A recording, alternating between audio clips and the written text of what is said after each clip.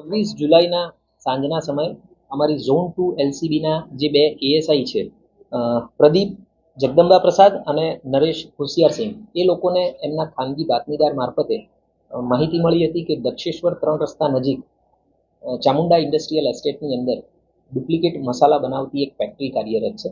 તાત્કાલિક આ બાબતનું વેરિફિકેશન કરવામાં આવ્યું અને આ બાબતમાં હકીકત જણાઈ આવતા ઉધના પીઆઈ અને એમની જે ડી સ્ટાફની ટીમ છે એમનો સંપર્ક કરવામાં આવ્યો. એમને આ બાબતે રેડ કરવા સમજ કરવામાં આવી અને આ જે ડુપ્લિકેટ મસાલા જે છે એ એવરેસ્ટ કંપનીના બનાવવામાં આવી રહ્યા હતા.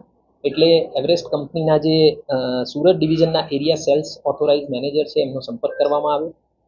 ત્યારબાદ આ રેડ કરવામાં આવી અને રેડ દરમિયાન અમારા ધ્યાનમાં આવ્યું કે ત્યાં આગળ જે છે એ 4 આરોપીઓ અમને મળી આવ્યા હતા કે જે ત્યાં આગળ ફેક્ટરીની અંદર કામ કરી રહ્યા હતા. આ જે 4 આરોપીઓ છે એમાં એક વિનોદદાસ રાજેન્દ્રદાસ, બીજા વિનોદદાસ પૂનાદાસ, ત્રીજા કૈલ્લુ જેઠા મુર્મ અને ચોથા સુરેન્દ્રકુમાર કાલુદાસ. આ ચારેય જે વર્કર કમ આરોપીઓ છે જે ડુપ્લિકેટ મસાલાનું પેકિંગ કરી રહ્યા હતા એ ચારેય બાંદા બિહારના મૂળ વતની છે.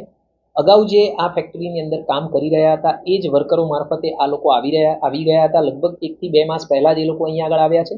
જૂના જે આરોપીઓ છે એ તમામ આરોપીઓ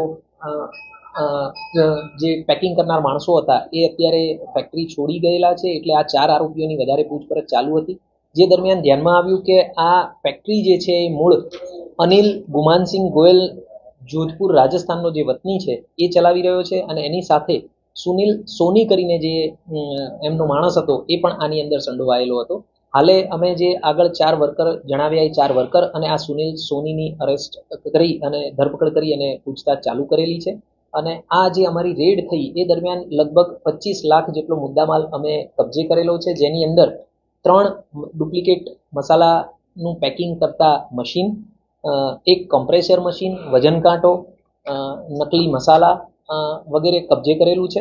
અમારી આ જે રેડ છે એ દરમિયાન જે પેકિંગ મળી આવ્યા છે એમાં 7,68,000નો અમને એવરેસ્ટ કંપનીનો જે ચિકન અને મટનનો મસાલો જે હોય એના પાઉચ મળી આવ્યા છે. અને આ ઉપરાંત મેગી મસાલા જેની કિંમત લગભગ 9,60,000 છે એ પણ મુદ્દામાલ અમે આ ગુનાના કામે કબજે લીધો. 26 જુલાઈના